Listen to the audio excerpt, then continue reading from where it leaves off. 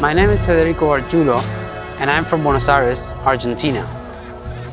Like many other guides, I started my expedition career in Antarctica, and then I began to work in the Arctic too.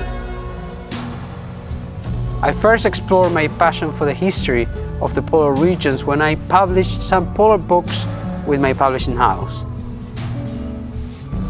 Reading about the perils and dangers that the polar explorers had to overcome during their voyages made me want to find out more about the history of the polar region. What I like in particular about Arctic history, it is far more ancient than the history of the Antarctic. Also in the Arctic, in some specific areas, you encounter the history of people who had lived there for centuries. Soon after Spitsbergen was discovered, in 1596, explorers from different nations started to come to the promising new lands.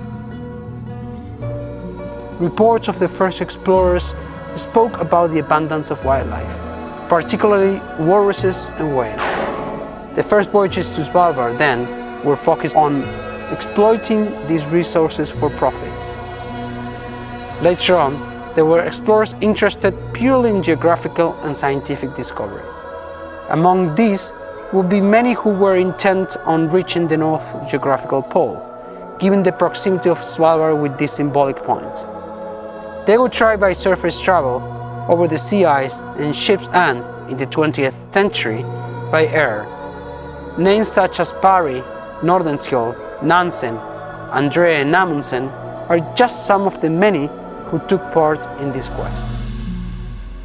For guests, the possibility of relating what they learned on board and what they might have read at home with their actual voyage enables them to live their journey in a more meaningful way.